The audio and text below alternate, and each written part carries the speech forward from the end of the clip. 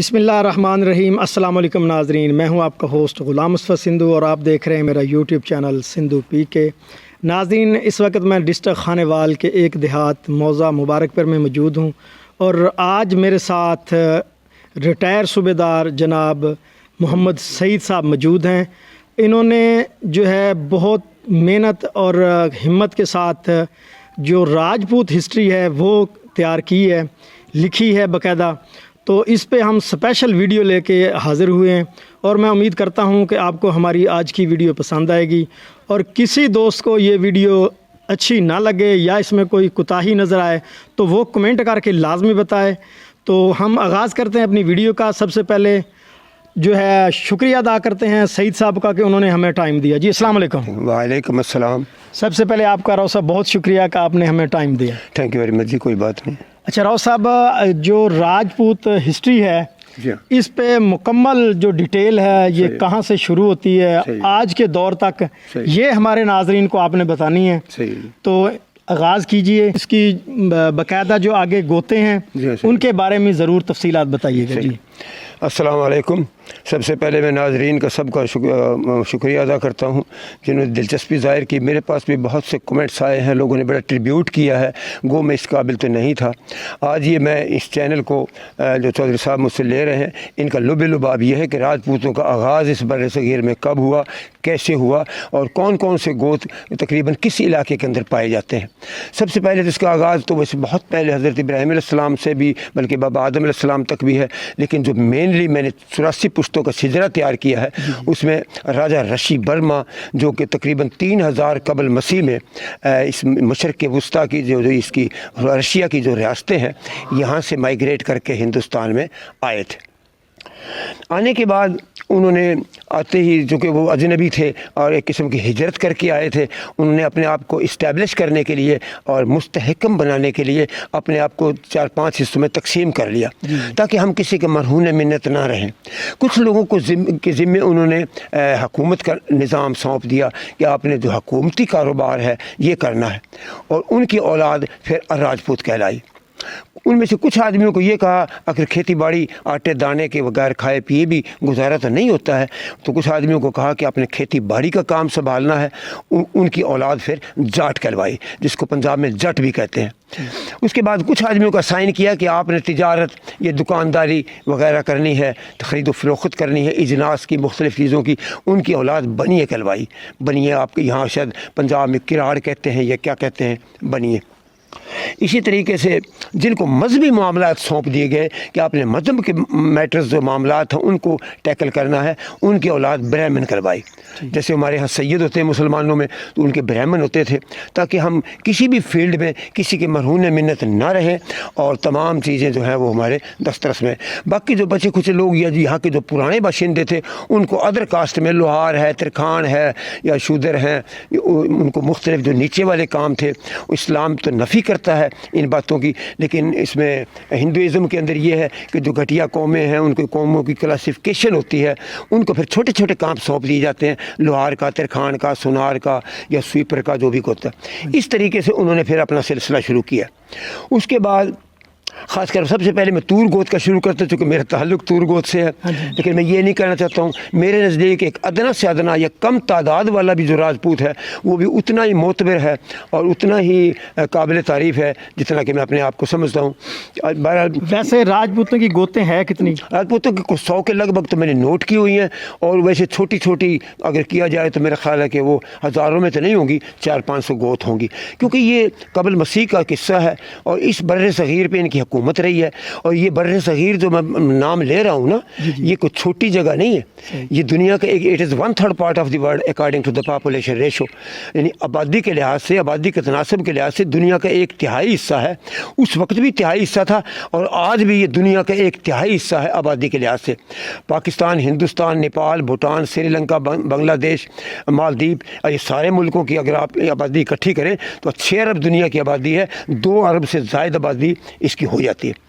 تو اس کے بعد پھر جہاں جو میرا تور گوت ہے یہ راجہ رشی برما وہاں سے آیا تھا، آگے چل کے اس کے پھر برانچ گوت اور بھی چل چکے ہیں، مڈاڑ بھی اسی کے اندر سے، سندھو گوت بھی اس کے اندر پھر آ کے لنک ہو جاتا ہے، اس کی پھر اپنے سب گوت ہے، جاٹو راجپوت، تور راجپوت، راگو راجپوت، ستراولے راجپوت، لیکن مینلی یہ تور گوت ہے۔ یہ تور گوت جو ہے اس کی تقریباً 84 پشتوں کا میرے پاس شجرہ موجود ہے، اور اس گوت کی سب سے بڑی خوبی یہ ہے کہ اس نے دلی پر لگاتار 23 پشت تک حکومت کی ہے۔ دلی میں، ہندوستان میں؟ ہاں یس، یہ بکرمی 5 یعنی حضرت عیسیٰ علیہ السلام کے دور میں راجہ ہتھ نے اس دلی کو بسایا تھا، اور اس کا نام گڑھ ہتھنا تھا۔ اس کے بعد پھر دلی اس کا نام پھر بعد میں سیٹ ہوا ہے، اس وقت گڑھ ہتھنا تھا اور راجہ ہتھ نے اس کو بسایا تھا، اور راجہ آننگ پال تک 24ویں پشت تک لگاتار اس دلی کے اوپر تور راجپوتوں کی حکومت رہی۔ اس کے بعد یہ جو تور راجپوت ہیں ان کی جو میجارٹی تو صاف ظاہر ہے دلی شہر میں ہی ہونا تھی، بہت بڑا بر صغیر کا وہ شہر ہے، اور اس کے علاوہ پھر ضلع حصار جو ہے یہ ٹوٹلی توروں کا ہے۔ اگر ضلع حصار کے اندر کوئی آدمی ادر دین تور یا ادر دین جاٹو یعنی ان کے علاوہ کوئی اور گوت ہے تو وہ صاف ظاہر ہے کہ کہیں اور سے مائیگریٹ کر کے آیا ہے، وہ کوئی رشتہ داروں کو لوگ لے آتے تھے، بسا لیتے تھے، لیکن جو اوریجنلی جو حصار کا رہنے والا ہے 7 تحصیلیں حصار کی تھی، تقریباً جو پرانا ملتان تھا اس کے مقابلے کا یہ ضلع تھا، اور 7 تحصیلوں کے اندر جو راجپوت تھے وہ ٹوٹلی تور تھے، اور تور سے مراد جاٹو اور ستراولا اور راگو، یہ آگے اس کی 3 برانچیں ہیں، لیکن مین گوت جو ہے وہ جد امجد وہ توری ہے۔ اس کے بعد چوہان گوت ہے، یہ بھی بہت بڑا گوت ہے، اس کا اجمیر سے میں نے نوٹ کیا ہے، اجمیر شریف میں راجہ اج نے اجمیر شریف بسائی تھی، وہاں 35 سے 37 پشت اس کی حکومت رہی ہے۔ وہ دلی والی حکومت کے مقابلے میں اس کا ایریا اور علاقہ تو چھوٹا تھا، لیکن اس نے بھی بہت عرصہ حکومت کی ہے۔ اور بعد میں پھر اس پرتھی راج کو جو ان کا تھا روئے رواں یا بہت بڑا جرنیل تھا، اس کو سب سے بڑا ایڈوانٹیج یہ ملا کہ ان توروں نے 23 پشت کے بعد اس کو دان میں دے دی، چونکہ یہ بھانجا بھی تھا، داماد بھی تھا، اور اس کو جیسے جہیز میں ہم کوئی چیز دے دیتے ہیں بچی کو، یہ جو دلی والی راجدھانی تھی یہ بھی پرتھی راج کو دے دی، اور اس سے تقریباً آدھے ہندوستان کا مالک پرتھی راج یا پرتھی سنگھ بن گیا۔ اور پھر جیسے پانی پت کی دونوں جنگوں میں محمد غوری کے ساتھ اس کی ہوئی ہے، پہلی جنگ کے اندر محمد غوری کو اس نے، شہاب الدین غوری بھی ہے ہسٹری میں، محمد غوری بھی اس کا نام ہے، اس کو قید کر لیا تھا، بعد میں اس کو چھوڑ دیا، لیکن دوسری جنگ جب ہوئی ہے پانی پت کی اس میں شہاب الدین غوری نے اس کو قیدی کر لیا اور بعد میں اس کو قید کے اندر ہی مار ڈالا۔ لیکن شہاب الدین غوری کے بارے میں بتا دیتا ہوں، یہ بھی راجپوت تھا، چونکہ یہ غور صوبہ ہے افغانستان میں، یہ آریہ قوم سیدھی ہندوستان میں نہیں آئی ہے، ایران بھی گئی ہے، افغانستان میں بھی رہ گئی ہے، مغربی جرمنی بھی گئی ہے ایران عراق سے ہوتی ہوئی، تو وہ جو وہاں رہ گیا تو وہاں اسلام قبول کر لیا ہے، یہ بھی آریہ قوم کا۔ وہ یہ راجپوت یا راؤ تو نہیں کہلاتے ہیں، راجپوت راؤ یا رانے تو وہی کہلاتے ہیں جو کہ ابھی پراپر ہندوستان کے اندر سیٹل ہیں، لیکن جو لوگ دوسرے ملکوں میں ہیں، جا کے افغانستان میں صوبہ غور ہے، یہ بھی جو تھا اگر اس کو فتح بھی کیا ہے یا اس کو قید بھی کیا ہے تو یاد رکھنا وہ آریہ نسل کا ہی تھا۔ شہاب الدین غوری اسلام اس نے پہلے قبول کر لیا تھا اور اس کے ہاتھوں وہ قیدی بنا اور بعد میں اس کو لے گیا اور پھر وہاں جا کے مار ڈالا۔ اس کے بعد آ جاتا ہے جی مختلف گوتوں کے بارے میں آ جاتا ہے، یہ گوت تقریباً 100 کے لگ بھگ مجھے گوت یاد ہیں، اور ان گوتوں کے جو بڑے بڑے علاقے ہیں وہ میں ہائی لائٹ کروں گا کہ کس ضلع کے اندر یا کس علاقے کے اندر کون سا گوت پایا جاتا ہے۔ سب سے پہلے تور گوت، اسے میں شروع کر لیتا ہوں۔ تور ایک تو پراپر دلی میں صاف ظاہر ہے، وہ اس کا 24 سال جو حکومت کی ہے بہت زیادہ ان کی نفری ہوگی، اور ابھی تک دلی کے اندر کچھ آدمی ایسے جو جوتا نہیں پہنتے ہیں، ننگے پاؤں پھرتے ہیں، اور وہ یہ کہتے ہیں کہ جوتا اس وقت پہنیں گے جب دلی پہ دوبارہ توروں کی حکومت آئی، اور ہماری زبان میں کہتے ہیں کہ ایک بار دلی پھر توراں کی ہو کر رہے گی، یہ ہماری زبان کا، یعنی ایک دفعہ دلی پر پھر توروں کی حکومت آنی ہے۔ چلو ان کا نظریہ صحیح ہے یا غلط ہے وہ تو خدا جانتا ہے۔ اس کے بعد دوسرا نمبر جو تور تھے، یہ اس کی برانچ پہلے بتائیے، جاٹو اور یہ ستراولا اور راگو راجپوت، یہ سارے کے سارے حصار میں ہیں۔ حصار کی 7 تحصیلیں تھیں، اور یہ جو پرانا ضلع ملتان تھا اس کے برابر اس کی رقبہ اور آبادی تقریباً تھی، اور اس کی جو لمبائی تھی یہ 250 کلومیٹر تھی، اور اس ملتان کی بھی تقریباً 250 کلومیٹر ہے۔ اگر آپ اقبال نگر سے لے کر لودھرا تک جائیں نا تو اس کے 13-14 اسٹیشن ہیں، اور ان کی آبادی پرانے ملتان کی بات ہو رہی ہے، ابھی تو خانے بال بھی اس سے نکل گیا ہے، وہاڑی نکل گیا ہے، یہ تو یہ تقریباً 12-14 ریلوے اسٹیشن ہے اور یہ 250 کلومیٹر فاصلہ بنتا ہے۔ اسی طرح حصار کی بھیانی سے لے کر بٹھنڈا تک اس کی لمبائی تھی۔ اس کے 12 اسٹیشن مجھے زبانی یاد ہیں: بھیانی، بوانی کھیڑا، ہانسی، 7 روڈ، حصار، جاکھود، آدم پور، بھٹو کلاں، سچان کوٹلی، بڑا گوڑا، کالا مالی، بٹھنڈا۔ یہ 12 اسٹیشن ہیں اور ان کی لمبائی اس وقت تو کوسوں میں ہوتی تھی اور پھر میلوں میں ہوتی تھی، آج کل کلو میٹروں میں ہے۔ یہ بھی تقریباً اس کا جو لمبا بازو حصار کا ہے لینتھ، وہ تقریباً 250 کلومیٹر بنتی۔ تو اس کے اندر مینلی یہ جو راجپوت تھے نا وہ صرف تور تھے، باقی دوسری قومیں تو چھوٹی موٹی ہر جگہ پہ ہوا ہی کرتی ہیں، کچھ ارائی ہوں گے یا جٹ ہوں گے یا دوسری بھی قومیں۔ اس کے بعد تور قوم کے بعد، اس کے گوت کے بعد ہم چوہان کو لے لیتے ہیں جی۔ نفری کے لحاظ سے چوہان کی سب سے زیادہ تعداد ہے، اگر ہیڈ گنے جائیں تو نفری اس کی سب سے زیادہ ہے، اور اس کا آغاز میں نے آپ کو پہلے بتا دیا اجمیر شریف سے ہوا ہے۔ راجہ اج نے اجمیر کو آباد کیا تھا، جہاں خواجہ معین الدین چشتی کا ہے، آپ لوگ جاتے بھی رہتے ہیں درباروں وغیرہ کے اوپر اس کی زیارت کرنے کے لیے، بلکہ ہندو لوگ بھی ان کی زیارت کے لیے اتنی ہی منتیں مانگتے ہیں، مسلمانوں سے زیادہ ہندو لوگ وہاں جاتے ہیں، اپنی منتیں وغیرہ مانتے ہیں۔ اس کے بعد وہاں کے بعد پھر جیسے میں نے آپ کو بتایا دلی کی حکومت بھی اس کو مل گئی۔ دلی کی حکومت ملنے کے بعد ایک مڈاڑ گوت ہے جو کہ اس کے اندر یو پی میں ہوتا تھا، ان کے رشتہ داری کے کنیکشن بھی تھے، اور راجہ پرتھی راج نے فوری طور کے اوپر ان مڈاڑوں کو وہاں سے مائیگریٹ کر کے اسی ہریانہ کے اندر تقریباً 360 گاؤں آباد کیے اور ان کو مالکانہ حقوق دے دیے۔ اس سے اس کی حکومت اور بھی زیادہ مضبوط ہوگی۔ مڈاڑ بھی بڑی جنگجو قوم ہے اور تمام بیرونی حملہ آوروں سے جتنا مقابلہ مڈاڑ نے کیا ہے اتنا شاید کسی اور گوت نے نہیں کیا۔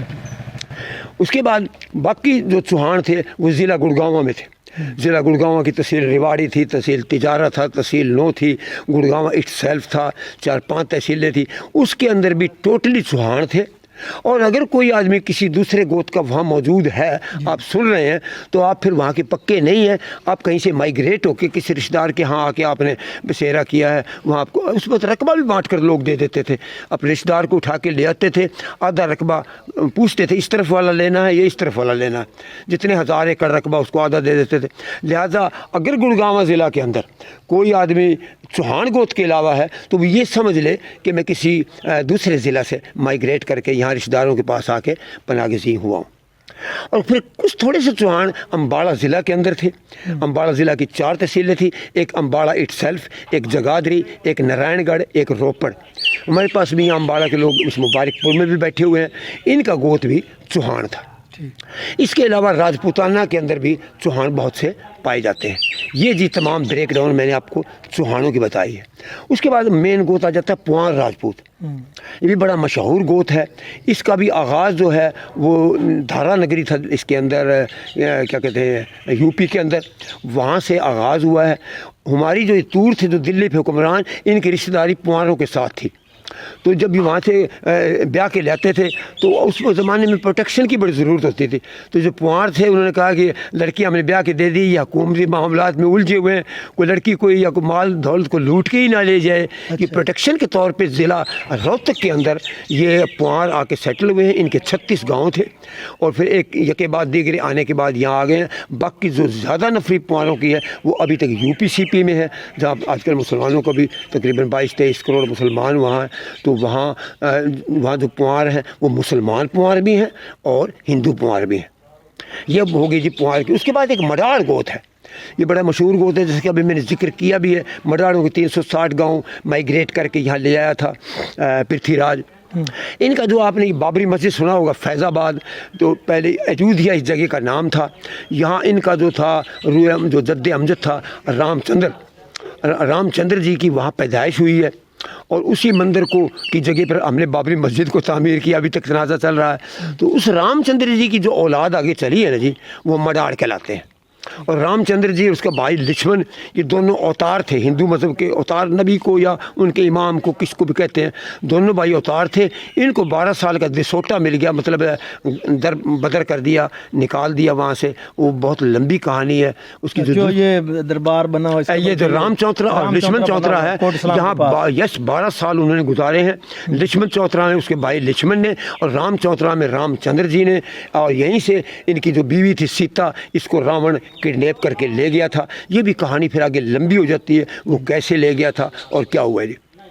تو اس کے بعد پھر یہ گوت جب یہاں آ گئے ہیں 360 گاؤں, انہوں نے پھر دریائے گھگر کو پار کرنے کے بعد ضلع کرنال کے اندر یہ آ گئے ہیں. اور ضلع کرنال کی کیتھل, گولے اور کرنال کی جو 3 تحصیلیں تھیں, اس کے اندر مڈاڑ گوت بہت پایا جاتا ہے.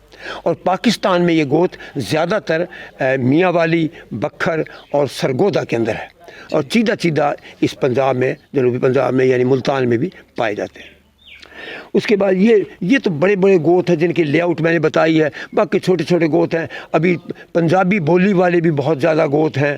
ابھی آپ دیکھ لیں جو سیال ہیں, یہ راجہ سالاروں نے سالار کوٹ کو فتح کیا تھا, اس کو آپ سیال کوٹ کہتے ہیں.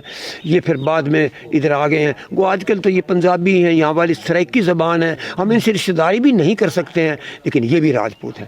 جو پنڈی کے راجے ہیں, پنڈی جیلم اور کشمیر میں, یہ راجہ مان سنگھ کے لشکر میں آئے تھے جب یہ اس کو اٹک کے قلعے کو راجپوتوں نے فتح کیا ہے. تو اس وقت کچھ تو فوج واپس چلی گئی تھی, باقی لوگ یہیں سیٹل ہو گئے تھے. یہ جو پنڈی کے بڑے بڑے راجے ہیں, اب آپ کا یہ اپنا بہت زیادہ آرمی چیف بھی رہ چکے ہیں, ابھی آپ کا اسمبلی کا وہ سپیکر بھی ہے. جی ہاں, تو اس طریقے سے ہاں, تو اشفاق پرویز کیانی ہیں, بہت بڑے بڑے آدمی ہیں. یہ چونکہ بولی ان کی بھی یہاں والی ہو گئی ہے, ہماری راجپوتوں کی جو مائگریٹڈ, یہ بھی راجپوت ہی ہے, ٹوٹلی راجپوت ہیں, ہم جیسے ہی ہیں. صرف زبان کا فرق اس لیے ہو گیا ہے, یہ پہلے آ کر یہاں سیٹل ہو گئے ہیں, تو زبان تو وہی ہو جاتی ہے, جہاں میجارٹی ہوگی وہی زبان. ہو سکتا ہے آج کے 50 سال بعد ہم بھی اپنی زبان تبدیل کر کے کوئی خدا نخواستہ ایسا وقت آ جائے. تو اس طریقے سے اپنا منہاس راجپوت ہیں, بٹی راجپوت ہیں. یہ بٹی راجپوت بھی یہاں اس پنجاب میں عبداللہ بٹی ہوا ہے, اس کی اولاد ہوئی ہے. یہ بڑے جنگجو لوگ تھے, زیادہ تر تو اس پنجاب میں ہی ہیں, لیکن کچھ لوگ جو بٹی چلے گئے تھے, یہ ڈیرہ جس کے آپ پاس بیٹھے ہوئے ہیں, یہ بھی بٹیوں کا ہے. لیکن یہ بٹی ہمارے ہریانے کے ہیں, یہ تو ہمارے بھائی ہیں, ان کے ساتھ ہماری رشتہ داری ہے. لیکن جو بٹی یہاں پنجاب میں رہ گئے ہیں, کیونکہ ان کی زبان دوسری ہے, ان سے ہم رشتہ داری نہیں کر سکتے ہیں. لیکن یہ بات ہمیں تسلیم کرنا پڑے گی کہ چوخا وہ پنجاب میں بھی رہتے ہیں, لیکن وہ بھی اچھے خاصے راجپوت ہیں. اس کے بعد اس میں چھوٹے چھوٹے گوت ہیں, نروان ہیں, اس کے بعد کوڑےوا ہیں, منج ہیں. یہ اس میں جلندر, ہوشیارپور, لدھیانہ کے اندر, جن کی ٹوٹلی زبان لاہور جیسی, سیالکوٹ جیسی تھی, لیکن تھے یہ بھی راجپوت. یہ چھوٹے چھوٹے گوت ہیں. اس کے علاوہ منہاس راجپوت ہیں, اور بہت سے میں نے نوٹ کیے ہوئے ہیں, وہ میں آپ کو بتاؤں گا کہ وہ سارے تو میں نوٹ نہیں کر سکا ہوں, لیکن پھر بھی آپ کو سیدھا وہ میں بتلا سکتا ہوں. پہلے آپ کو بتا, چوہان ہو گیا, تور ہو چکا ہے, یہ جاٹو, ستراولا, راگو, یہ 3 برانچز میں نے آپ کو شروع میں بتا دی ہیں کہ توروں کی 3 برانچیں ہیں. ان کو ویسے آج کل الگ گوت بھی گنا جاتا ہے, لیکن جد امجد ان کا توری ہے. پوان راجپوت, مڈاڑ کور ہو گیا. مڈاڑ کا ایک بھائی تھا بٹ گجر, یہ بھی ضلع کرنال کے اندر یہ گوت تھا, اور یہ بھی مڈاڑ کی ایک برانچ ہے, بٹ گجر گوت. ایک مہی گوت ہے چھوٹا سا, سلیم گڑھ گاؤں تھے ہندوستان میں, اور 2-3 راجپوتانے میں گاؤں تھے, اس میں مہی گوت ہے. اس کے بعد ایلیوان ہے, یہ اس کے اندر تحصیل جاجر اور ضلع کرنال کے اندر یہ گوت پایا جاتا تھا. اس کے بٹی کا میں پہلے آپ کو ذکر کر چکا ہوں. جو ہمارے ہریانے کے بٹی ہیں وہ ہمارے والی زبان بولتے ہیں, ہم رشتہ داری بھی کرتے ہیں. تو یہاں والے بٹی ہیں وہ چونکہ ٹوٹلی پنجابی ہیں, لیکن وہ بھی. ایک تونی راجپوت ہے, یہ ریاست پٹیالہ میں پایا جاتا ہے, اس کی نفری بھی کچھ کم ہے. اس کے بعد ایک منج ہے, میں سے پہلے بتایا جلندر کے اندر پیورلی پنجابی زبان جیسے آپ کی زبان ہے, سندھو جٹ وغیرہ کی, اس زبان والے لوگ ہیں, لیکن راجپوت ہیں. ایک کوڑےوا ہے, ہوشیارپور کے اندر ایک گوت تھا کوڑےوا. گھوڑے وغیرہ کو اس کا نام رکھ دیا ہوگا, گھوڑے زیادہ رکھتے ہوں گے, شوقین ہوں گے صاحب ظاہر ہے. اور ایک نارو تھا, یہ لدھیانہ میں تھا. اس گوت کے ساتھ بھی ہماری رشتہ داری پہلے بھی تھی اور ابھی بھی ہے. اس کے علاوہ جی جوئیے راجپوت, یہ راجستھان میں ہے. ضلع حصار کے بھی کئی گاؤں کے اندر جوئیے تھے, ضلع گاؤں سیوانی کے اندر جوئیے تھے. اس کے بعد گنگوا گاؤں تھا, اس کے اندر تھے. چودھری واس کے اندر یہ کچھ جوئیے تھے. باقی زیادہ جوئیے یہاں بھی آپ دیکھیں گے, اس میں ملتان ڈویژن میں بہت سے جوئیے پائے. اس کے بعد یہ ایک سندھو گوت ہے, یہ آج کل پیورلی جٹ کہلاتے ہیں, اور جٹوں میں ان کی رشتہ داری بھی ہے. لیکن یہ جو ہے اس سندھ کے اندر ان کا یہ پایا جاتا ہے. راجہ سندھ نے اس کو, بلکہ سندھو اس کا نام سندھو ہے, اور کئی دفعہ یہ کہتے ہیں سندھو دیش، کئی دفعہ سندھ والے ناراضگی کی حالت میں پکار بھی دیتے ہیں. تو یہ راج سندھو کی یہاں پہ حکومت رہی ہے اور یہ بھی راجپوت ہے. ڈاکٹر صاحب ہمیں بھی پتہ چل گیا کہ میرا چینل بھی سندھو اور میں بھی سندھو. بالکل اس میں کسی کے ساتھ ہلکا اختلفی یا ڈنڈی مارنے والی تو بات ہی نہیں ہے. کوئی زبانی گپ شپ میں تو آدمی اونچ نیچ کر لیتا ہے. جب تحریری یا کہیں انٹرویو دینا ہو، پوری دنیا میں وائرل ہونی ہو، وہ کافی سوچ سمجھ کے بیان دیا جاتا ہے. اوٹ پٹانگ کا تو فائدہ نہیں ہے نا. اس کے بعد آ جاتے ہیں جی پنڈی جیلم اور کشمیر کے، میں نے آپ کو بتا دی وہ راجے کہلاتے ہیں. ہاں بس وہ راجپوت قوم ہے اور گوت راجا کے طور پہ ہے. جیلم پنڈ دادر خان کشمیر میں. اس کے بعد جی ایک سوڈا گوت ہے. یہ جو رانا چندر سنگھ اور رانا ہمایوں سنگھ ابھی بھی ایم پی ہے، یہ بھی ادھر سے مائگریٹ کر کے آئے تھے. ان کی 26 پشت سندھ میں ہو چکی ہیں. یہ ہندو راجپوت ہیں، مسلمان ابھی نہیں ہوئے ہیں. اور یہ گوت ابھی تھرپار کر کے علاقے میں، عمر کوٹ کے علاقے میں یہ لوگ آباد ہیں. اور اس کا رانا ہمایوں سنگھ کا یہاں انٹرویو بھی سہیل وڑائچ کے ساتھ کئی دفعہ آ چکا ہے. اور یہ بھی ابھی تک رشتہ داری یہ ہندوستان میں ہی کرتے ہیں، وہاں سے لے کے بیاہ کے لے آتے ہیں. اور اسی طرح ہو جاتا یعنی پاکستان ہے، پاکستان میں تھرپار کر کے علاقہ سندھ کے اندر ہیں. اور یہ عمر کوٹ وغیرہ اور یہ ڈگری وغیرہ اور یہ چھور وغیرہ اس علاقہ کے اندر وہ آباد ہیں. اور نواب ہیں، بہت زیادہ ان کا رقبہ ہے. رانا چندر سنگھ بھی اقلیت کا بہت بڑا وزیر رہ چکا ہے، ہندو راجپوت تھا اور وہ ایم این اے بنتا تھا. اس کا بیٹا ہمایوں سنگھ ہے، ابھی ایم پی ہے پیپل پارٹی میں. 2-3 اس کے انٹرویو سہیل وڑائچ نے بھی لیے ہیں. یہی باتیں انہوں نے پوچھی ہیں. اس کے بعد ایک راٹھوڑ تھا گوت، یہ جودھ پور ہے اس کے اندر، راجستھان کے اندر جودھ پور کے علاقے میں راٹھوڑ گوت تھا. یہاں بھی کچھ راٹھوڑ آئے ہوئے ہیں. اس کے بعد ایک اگڑی گوت تھا، اگڑی چتوڑ کے علاقے کے اندر. اگڑی کہا جاتا ہے جی بالکل فرنٹ لائن یا بالکل وین گارڈ، آگے رہنے والا آدمی، ہماری ہندی زبان کا لفظ ہے. تو یہ بہت بہادر تھا یہ گوت بھی. اس کے بعد قائم خانی ہے، یہ بھی راجپوتانے سے، یہ پھر اس بارڈر سے نہیں آئے ہیں. یہ جو کھوکھرا پار والا بارڈر تھا سندھ میں آئے ہیں یہ لوگ، اور ان کو فاصلہ کم ہو گیا. اگر یہ یہاں سے ہو کے آتے واگا بارڈر سے تو پھر تو دور پڑ جاتا. لہٰذا یہ کیا تھا کہ 3 بارڈر اوپن کیے تھے، ایک ہائٹ سلیمان والا، ایک واگا والا، اور ایک یہ ادھر سے سندھ والے جو تھے یہ کھوکھرا پار بارڈر سے ہیں. یہ زیادہ تر قائم خانی کہاں ہے؟ سندھ میں آباد ہے. خانزادہ ایک گوت ہے، وہ بھی تقریباً راجستھان اور گڑگاواں کے علاقے میں پایا جاتا تھا، ریاست الور میں تھا. یہ بھی زیادہ تر سندھ کے اندر پائے جاتے ہیں. ایک میو گوت ہے، یہ ریاست الور اور ضلع گڑگاواں کے اندر پایا جاتا تھا. آج کل یہ لاہور اور سیالکوٹ بارڈر کے اوپر تقریباً 25-30 کلومیٹر کی گہرائی میں یہ لوگ آباد ہیں. اور باقی اکا دکا میو جو ہے راؤ صاحب وہ بھی زبان کچھ اور ہی ان کی زبان والی. پہلے میں آپ سے عرض کر چکا ہوں کہ زبان تو اس علاقے کے لحاظ سے ہوتی ہے. ہمارے بھی جو روہتک اور حصار کے علاوہ یہ جتنے راجپوت ہیں تو ہمارے ہریانہ صوبے کے، لیکن ان کی الگ الگ زبان ہے. پٹیالے کی زبان الگ ہے، گڑگاواں کی الگ ہے، کرنال کی الگ ہے، امباڑہ کی الگ ہے. روہتک اور حصار جو 2 ضلع تھے نا، اس کی زبان میں شاید کوئی زیر زبر کا فرق نہ نکال سکے. تو لہٰذا میوں کی زبان بھی بلکہ آج کل والوں کو سمجھ میں بھی نہیں آتی. ہاں جی اسے بڑی مرد قوم ہے یہ بھی. اس کے بعد سیال کا ذکر میں کر چکا ہوں، جھنگ اور پنجاب کے اندر یہ لوگ ہیں. نون یہ تمہارے بالکل بھائی ہیں. راجا بام جس نے میرے گاؤں کو بلیالی کو آباد کیا تھا، اس کے کزن نے ایک سڑی گاؤں آباد کیا تھا حصار کے پاس. انگریزوں نے کیا وہ شکارگاہ بنانی تھی، اس گاؤں کو اجاڑ دیا. یہ وہاں سے اجڑ کر یہ کروڑ پکا اور ملتان کے علاقے میں سیٹل ہو گئے ہیں. اور بہت بڑے بڑے یہ نون ذمہ دار ہیں. رانا تاج نون، رانا قاسم نون، رانا سہیل نون، رانا حیات نون، آپ نے سنے ہوں گے، منسٹر بھی رہے رانا تاج نون. کچھ ان میں غریب بھی ہیں جنہوں نے زمینیں نہیں لی ہے کہ دفعہ کو کیا کرنا زمینوں کا، وہ تو صاف ظاہر غریبی ہے نا. جنہوں نے رقبے ایکوائر کر لیے ان کو آباد ہو گیا ہے، ٹیوب ویل لگ گئے ہیں اور بلڈوزر اور یہ ٹریکٹروں کا دور آ گیا ہے. یہ بہت بڑے بڑے آدمی ہیں. لہٰذا تو نون ہے. اور ایک تو نون ہمارا یہاں وزیر اعظم پہلے رہ چکا ہے فیروز خان نون، جو کہ 5واں یا 6واں وزیر اعظم پاکستان کا تھا. اس کے بعد راں، یہ راؤں شہر کے اندر ہے. یہ راں بھی ادھر سے آ کر کسی زمانے کے اندر آباد ہوئے ہیں. تھوڑی سی نفری ہے، یہ بھی راجپوت ہیں. اس کے علاوہ ٹوہانا، یہ جو ہے حصار، یہ ٹوہانا وہ ایم این اے بھی بنتی ہے وہاں سے.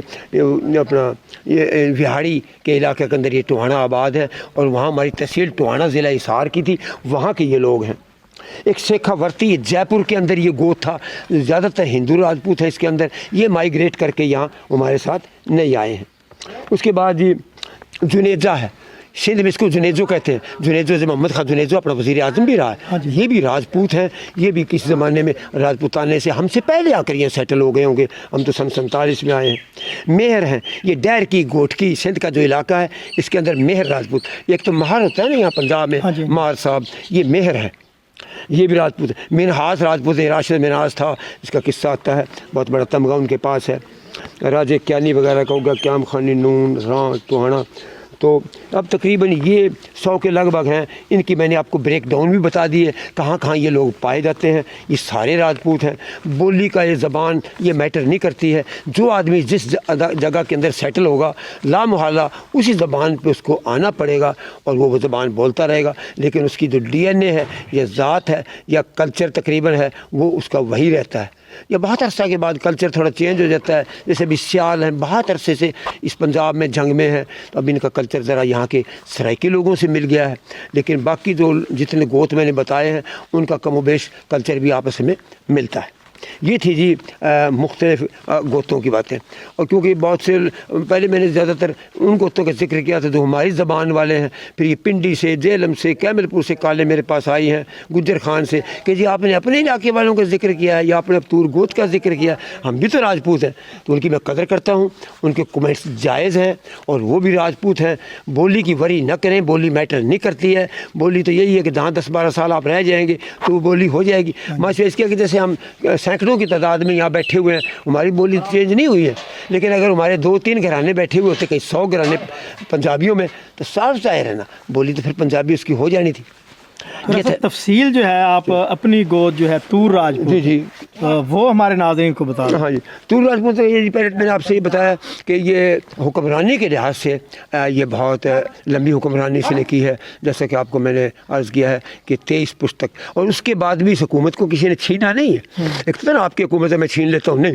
اس کے بعد میں نے بکا یہ جہیز میں دے دی ہے. یہ جو پرتھی راج تھا یہ بھانجا بھی تھا, داماد بھی تھا, اور راجپوت جہیز کے اندر حکومتیں ہی دے دیتے تھے اپنی.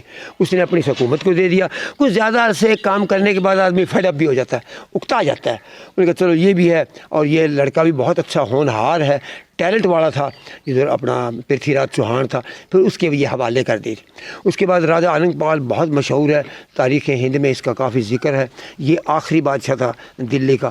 اس کے بعد پھر اس میں گاؤں آباد ہو گئے. پہلے میں اپنے گاؤں کا ذکر کر دیتا ہوں. بڑیاڑی گاؤں یہ تحصیل ہانسی ضلع حصار کے اندر تھا, اور یہ اتنا بڑا گاؤں تھا کہ اگر ایک طرف سے بیل چوری کر کے دوسرے طرف آپ لے جا کر اس کو حال میں جوتتے رہے نا تو شاید مہینوں پتہ نہ چلے کہ میرا بیل کہاں چلا گیا. اتنا بڑا گاؤں تھا. 12-14 نمبردار تھے, 10-12 بہت بڑی بڑی اس کے اندر مسجدیں تھیں. اس کے علاوہ اب یہ تحصیل تو نہیں بنا ہے, اس سے چھوٹا گاؤں تحصیل بن گیا ہے. لیکن یہ اس لیے تحصیل نہیں بنا ہے کہ یہ مین روڈ سے بھی دور ہے, ریلوے لائن سے بھی دور ہے. اور کوئی انگریزوں کا قانون تھا کہ کم از کم تحصیل بننے کے لیے یا تو مین روڈ کو, جیسے دلی کو روڈ جا رہا ہے ہمارے کبیر والا سے, نہ تو اس روڈ پہ ہی آتا ہے, اور نہ ہی جو حصار سے دلی کو ریلوے لائن لاہور سے گئی ہے اس سے بھی it is little away from the railway line as well as the main road. اس لیے یہ تحصیل تو نہیں بنا ہے. لیکن ابھی بڑیاڑی گاؤں کے اندر کھیلوں کا اسٹیڈیم ہے, حالانکہ تحصیل نہیں ہے. بینک ہیں, پیٹرول پمپ ہیں, یعنی شہروں والی پوری سہولیات ہیں, مارکیٹیں ہیں, لیکن ابھی تک وہ تحصیل نہیں بن سکا. تو اسی طریقے سے اس کے اندر پھر ہمارا گاؤں یہاں آنے کے بعد پہلے دنیا پور میں آ گیا ہے, براستہ بھولیاں والی منڈی. ہم چونکہ ہمارے نزدیک جو بارڈر تھا وہ ہیڈ سلیمان والا تھا, لہذا بٹھنڈا سے ہماری جو گاڑی تھی ہیڈ سلیمان کی طرف آ گئی. اس کے بعد ہم بھولیاں والی منڈی ہے, میکلاؤڈ گنج اس کا نام ہے اسٹیشن کا, بھولیاں والی منڈی کہتے ہیں. وہاں 22 دن ہم نے اسٹے کیا ہے جھونپڑی وغیرہ لگا کر. 22 دن کے بعد پتہ چلا کہ دنیا پور ہے بہت بڑا قصبہ ضلع ملتان کے اندر, وہ خالی ہے. وہاں پھر ہم یہاں سے منچن آباد اور پھر آگے باول نگر اور پھر چشتیاں ہوتے ہوئے سما سٹا سے ہو کر لودھرا آ گیا. لودھرا میں پورا بڑیاڑی گاؤں سیٹل ہو گیا. وہ بھیڑ تو بہت زیادہ تھی, چرپائی کے ساتھ چرپائی ملنے والی بات تھی, لیکن سیٹل ہو گیا تھا. لیکن وہاں سے پھر ان کو مستی لگی ہے, نہیں جی یہ تو برانی علاقہ ہے, پانی یہاں کا نیچے کا اچھا نہیں ہے. اچھا وہ کنویں چلتے تھے نا, چوں چوں کی آواز آتی تھی, بیلوں والے کنویں ہوتے تھے, تو کہتے تھے انہیں تو لاکڑ روئے ہیں, مطلب لکڑا روندیاں نے. تو وہ مستی لگی ہوئی تھی کہ یہ کیسا ملک ہے, لکڑ بھی روندے نے. وہ یہ وہاں سے پھر ہمارے 80% لوگ تو مائگریٹ کر کے ضلع پاک پٹن میں چلے گئے. ان کے چک میں آپ کو بعد میں بتاؤں گا. اور 20% کے اندر میں بھی آ گیا ہوں, وہاڑی بھی آ گیا ہے, دنیا پر تو تھوڑے سے بچ گئے وہ لوگ بھی آ گئے ہیں, اکاڑا میں 2 چکمے ہیں وہ لوگ بھی آ گئے ہیں, اور باقی جو 80% ہیں وہ لوگ ہمارے کدھر چلے گئے ہیں, اس میں پاک پٹن. اور ان کی بریک ڈاؤن اس طرح ہے, ہماری رانگڑی زبان کے اندر شعر و شاعری میں بتاتا ہوں. وہ ان کی جو الگ الگ محلے تھے ان کے نام: الین پانا گرو میں بکین بیٹھی نانک پور, رامو پورہ 25 میں جھنڈے کے کرتار پور, زہرا بیٹھے بیدی میں دندی نظام دنیا پور, ویاڑی 2 میں چوڑ کے جسا برہنہ مبارک پور. یہ جسا برہنہ سے ہمارا بھی تعلق ہے. یہ ہماری بڑی بڑی بریک ڈاؤن ہے. ان 8-10 جگہوں کے اوپر بلیاڑی گاؤں آج بیٹھا ہے. کوئی اکا دکا گھر تو کہیں جا ہی سکتا ہے, کوئی ملتان شہر میں ہوگا, کوئی کراچی میں چلا گیا ہوگا, لیکن جو میجارٹی پاپولیشن ہے وہ اس طریقے سے ہماری بریک ڈاؤن ہے. آج کل یہاں ہم آباد ہیں. اس کے بعد جو ہے اپنا پوار گوت ہے, یہ بھی اسی طریقے سے یہ اس ملتان ڈویژن کے اندر زیادہ آباد ہے. مڈاڑ گوت کا پہلے میں ذکر کر چکا ہوں. اس کو سیٹلمنٹ کا وزیر لیاقت علی خان تھا, انہوں نے اس کو یہ ہرنولی, پیپلاں اور دور آباد, قائد آباد, یہ اپنا میاں والی, بکھر اور یہ خوشاب کا علاقہ ان کو دیا تھا. آج کل اس میں زیادہ سیٹل ہیں, لیکن کچھ اکا دکا ان کے گھرانے یہاں بھی اس پنجاب سے مراد یہ ہے کہ ملتان ڈویژن میں بھی ہے. تو یہ ہے جی, اس طریقے سے لوگ پھر ٹور اور یہ سیٹل ہوتے پنجاب میں چلے گئے. اس کے بعد پھر میں ایک کتاب لکھ رہا ہوں, اس کے بعد رف نوٹس میرے پاس ہیں. ہر ایک ضلع کے 70 80 گاؤں لکھے ہیں کہ وہاں کس ضلع میں تھے, کس تحصیل میں تھے, کیا گوت تھا. پاکستان میں آنے کے بعد وہ کس ضلع میں سیٹل ہوئے ہیں, کس گاؤں میں ہوئے ہیں, اور آج کل وہ کہاں ہے. یہ یہاں قطع کلامی معاف, یہ کب تک آپ کی جو کتاب ہے کوئی نصب بن گئی ہے؟ نصب ابھی تک باقی ہے. کتاب تو لکھتے وقت وہی میں کہتا ہوں کہ ذرا جب لکھائی پڑھائی کی بات آ جائے بڑے محتاط طریقے سے لکھنا چاہیے. جھوٹ وغیرہ کا تو فائدہ کوئی نہیں ہوتا ہے, اوٹ پٹانگ باتوں کا. اس کو میں یہ کوشش کرتا ہوں کہ 3-4 دفعہ ریسرچ کر کے کہ واقعی یہ بات سچی ہے پھر لکھتا ہوں. کیونکہ کئی دفعہ ایسے ہی ہوتا ہے, سنی سنائی بھی باتیں ہوتی ہیں, جھوٹ بھی نکل آتی ہیں, لیکن میں یہ کوشش کرتا ہوں کہ بالکل ٹرو اور سچی باتیں ہوں تاکہ اس کتاب کی بہت زیادہ. کتاب تو یہاں اردو میں ہی چلے گی, باقی تو بڑے صغیر میں اردو زبان اور تو کہیں نہیں ہے. انڈیا میں ہندی اور انگریزی ہے, تو اس میں تو مجھے ہندی تو مجھے آتی نہیں ہے. انگریزی میرا لکھنے کا پروگرام تھا, لیکن پھر آپ جیسے چینل والوں نے مجھے بتایا کہ آپ اس کو انٹرنیٹ پہ اور فیس بک پہ وائرل کر دیں, وہ لوگ وہاں سے اپنی گائیڈ لائن لے لیں گے اپنے. باقی جو یہاں پاکستان کے لوگ ہیں یہ تو اردو بھی جانتے ہیں, تو یہ یہاں اردو میں آپ کتاب پبلش کر دیں. لوگوں کی رہنمائی کے لیے بہت اچھی چیز ہے یہ. بہت لوگوں کے کومنٹس میرے پاس آتے ہیں. میں اپنی زبان سے میاں مٹھو بھی نہیں بن سکتا ہوں, میں بہت زیادہ اتنا ذہین اور قابل شخص بھی نہیں, مجھ سے زیادہ پڑھے لکھے لوگ بھی پاکستان میں ہوں گے, لیکن بڑے بڑے لائر ہیں, وکیل ہیں, پولیس افسران, ڈی ایس پی سے اوپر کے لوگ ہیں, وہ بھی فون کرتے ہیں کہ آپ سے کوئی ٹائم دیں, آپ سے ملنا ہے, یا آپ خود تشریف لے کے آئیں, آپ سے ہم نے معلومات حاصل کرنی ہے. جن لوگوں کو اس چیز کا وہ شوق ہے وہ لوگ بڑی اس کے تندہی سے وہ کر رہے ہیں, اور بہت لوگ آ بھی چکے ہیں یا میرے پاس کافی معلومات لے کر گئے ہیں, اور کوشش یہی کرتا ہوں کہ اس کو صحیح معلومات دی جائے. معلومات تو صاحب آپ نے یہ معلومات کہاں سے اکٹھے کی ہیں؟ عمر تو میری 80 کے لگ بھگ, اتنی بہت زیادہ عمر نہیں ہے, لیکن پہلے تاریخ ہند ہم پڑھتے تھے اس سے لی ہے. اس کے بعد ہمارے پرانے گویے ہوتے تھے جو راجپوتوں کی ہسٹری بیان کرتے تھے, جوگی ہوتے تھے سرنگی کے اوپر گانا گاتے تھے, وہاں سے بہت زیادہ چیزیں نکلی ہیں. کچھ یہ میراثی لوگ ہوتے تھے, یہ بھی کھاڑا وغیرہ جو آپ کیا بھی کرتے ہیں, کوئی دلہ بھٹی کا کھاڑا کر لیا, فلاں کر لیا, ہیر رانجھے کا, ان کی وجہ سے کچھ ابھی انٹرنیٹ کے اوپر بہت زیادہ معلومات آ رہی ہیں, وہ پھر وہاں سے کلیکٹ کی ہیں.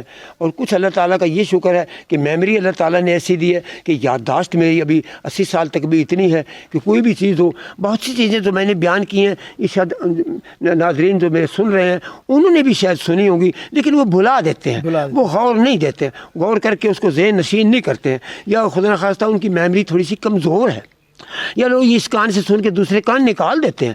ورنہ تو وہ لوگ بھی یہیں سے بڑے صغیر میں رہتے ہیں, ان کے پاس کم از کم اتنی نہیں تو چوتھا حصہ نالج تو ہونی چاہیے. لیکن کچھ لوگ تو ایسے مجھ سے بھی 20-20 سال بڑے ہیں, بیچاروں کو اپنے دادے کے نام کا پتہ نہیں ہے, اپنے گوت کا پتہ نہیں ہے. تو یہ اس کی لاپرواہی, یہ غفلت ہے, اور یہ کوئی بری بات نہیں. قرآن شریف میں بھی ذات پات کا ذکر آیا ہے کہ آپ کو مختلف کنبوں قبیلوں کے اندر تقسیم کر دیا گیا ہے تاکہ آپ ایک دوسرے کی پہچان کر سکیں. انگریزی میں you have been divided in different caste and sub caste so that you may able to identify each other. انگریزی میں بتاتا ہوں، کچھ ناظرین انگریزی بھی سننے سمجھنے والے ہوں گے. یہ قرآن شریف کی آیت کا ترجمہ ہے کہ ہم نے آپ لوگوں کو مختلف قوموں میں، قبیلوں میں تقسیم کر دیا ہے تاکہ آپ ایک دوسرے کی پہچان کر سکیں. میں پہلے انٹروڈکشن میں بتا چکا ہوں، اس میرے گاؤں کے اندر جمیل و یاسین 2 ہیں اور دونوں ہی راجپوت ہیں. اب تو اس کا مطلب وہ اس کی زمین لے لے گا، وہ اس کی زمین لے لے گا. پھر ہم نے دیکھنا ہے کہ ان کو علیحدہ کرنے کے لیے کیا چیز ہے. خود کا نام بھی مل گیا، باپ کا بھی مل گیا، قوم بھی راجپوت ہے. پھر آگے ایک چیز ہوتی ہے گوت، جگہ بھی ایک ہی ہے، اور جگہ بھی مبارک پوری ایک ہی ہے، تحصیل بھی ایک ہے، ضلع بھی ایک ہی ہے. کوئی معاہدہ آپ لکھتے ہیں تحصیل میں یہی باتیں لکھتے ہیں، نام، ولدیت، قوم، ساکن، تحصیل اور ضلع. آگے میں اس کو الگ کرنے والی، جیسے میں نے گوت میں پہلے ذکر کر چکا ہوں. اب تو اس گوت کو معمولی سی سمجھتے ہیں. ابھی اگر میں نے تحصیلدار سے ریکارڈ نکلوانا ہے تو میں کہوں گا جی جاٹو راجپوت نکالیں، وہ فوری طور کے اوپر وہ انڈیکس اس کے پاس بنا ہوگا، نکال کے دے دے گا. اگر میں کہوں گا نا صرف راجپوت ہوں تو پھر اس کو پرابلم ہو جائے گی نا، کیونکہ پھر چوہانوں کے صفحے کو بھی فروڑے گا، اس کو بھی. جیسے کتاب کا انڈیکس ہوتا ہے، اگر محمود غزنوی کا آپ نے کسے نکالنا ہے تو لکھا ہاں جی 64 نمبر صفحے پہ، آپ انڈیکس میں دیکھیں گے 64 نمبر صفحے پہ آپ چلے جائیں گے، آپ کو وہ مل جائے گا قصہ. اس طریقے سے یہ گوت اتنی ضروری چیز ہوتی ہے کہ اس سے آپ کی شناخت ہو جاتی ہے. اور یہ ذات پات کا، یہ ہندو مذہب میں تو یہ ذات پات کو سمجھ اپنے آپ کو بہت اعلیٰ سمجھتے ہیں، نیچے والوں کو حقیر سمجھتے ہیں. اسلام میں تو یہ چیز نہیں ہے. اسلام میں ہر آدمی کو اپنے سے اچھا سمجھنا چاہیے، لیکن اپنی ذات پات کا تذکرہ کرنا کوئی بری بات نہیں ہے، تاکہ اس کی اس میں دلچسپی قائم رہے اور اپنی ثقافت قائم رہے. اور یاد رکھنا، جس قوم کی ثقافت ختم ہو جاتی ہے وہ تباہ و برباد ہو جایا کرتی ہے. ثقافت کا بڑا عمل اور دخل ہوتا ہے. کچھ ہمارے اپنے رسم و رواج ہیں، جیسے ہم بچے کی شادی کرتے ہیں پہلے ایک چٹھی لکھتے ہیں پنچایت کے سامنے، فلاں کی بیٹی کی فلاں کے بیٹے کے ساتھ فلاں تاریخ. یہاں پنجاب میں وہ چیز ہے ہی نہیں.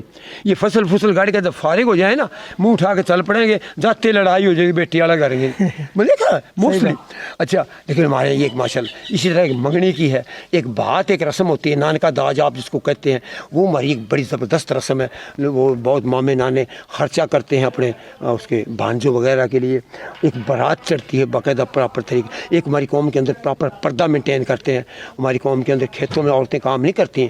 کوئی راجپوت عورت آپ کو کھیتوں میں کام کرتے، پہلے ہل چراتے تھے لوگ، یہاں سے کچھ بچہ روٹی لے کے جاتا تھا، یا کوئی اتنی بوڑھی عورت ہوتی 70-80 سال کی، وہ بھی آگے وہ تھوڑا سا پردہ کر کے وہاں روٹی لے کے جایا، برقع وغیرہ پہن کے، برقع وغیرہ پہن کے. تو یہ چیزیں، جیسے پٹھان ہیں، اب پٹھانوں کی کتنے پڑھے لکھے ہیں پٹھان اس وقت، کتنے ایڈوانس چلے گئے، لیکن انہوں نے ثقافت مینٹین رکھی ہوئی ہے. ابھی تک بھی بڑے سے بڑا آدمی بھی چھوٹے آدمی کے ساتھ پشتو میں بات کرے گا. جرنیل بھی ہے سپاہی کے ساتھ، یا کوئی افسر ہے، ڈی سی ہے، عام پاپولیشن جو پشتو بولنے والوں سے پشتو میں بات کرے گا. اور کوئی بری بات نہیں ہے، اس کی انڈرسٹینڈیبل جو لینگویج ہے اس کے اندر بات کر لینی چاہیے. برقع ان کے یہاں بھی ابھی تک ٹوپی والا، بلکہ ہمارے تو ٹوپی والے برقعے کم ہو گئے راجپوتوں میں، ان کے ابھی تک عورتیں ٹوپی والا برقع پہنتی. اور اسلام میں بھی برقعے کا ذکر آیا ہے، پردہ آبزرونگ لیڈیز کو اچھا سمجھا جاتا ہے. تو یہ ثقافت جیسی مینٹین. اور جو لوگ اپنی ثقافت ختم کر بیٹھتے ہیں تو پھر میرے متھے پہ کیا لکھا ہوا ہے راجپوت، یا آپ کے متھے پہ جاٹ تو نہیں لکھا ہوا ہے. ان ثقافت سے پچھانے جائیں گے، رسم و رواج سے آپ پچھانے جائیں گے کہ آپ راجپوت ہیں. آپ اپنے کریکٹر سے پچھانے جائیں گے، آپ کا جو ٹریک ریکارڈ ہے اس کو لوگ نوٹ کریں گے، تب پچھانے جائیں گے. ٹھیک ہے. تو ناظرین، ہماری جو ویڈیو ہے وہ زیادہ لمبی ہو رہی ہے، تو نیکسٹ جو ہے شجرا راؤ صاحب کا، راؤ سعید صاحب کا، وہ ہم جو ہے نیکسٹ ویڈیو جو ہے اس میں اپلوڈ کریں گے. اور میں امید کرتا ہوں کہ آپ کو ہماری آج کی ویڈیو پسند آئی ہوگی. اپنے ہوسٹ غلام مصطفیٰ سندھو کو دیجیے اجازت، ملتے ہیں نیکسٹ ویڈیو میں. اللہ حافظ.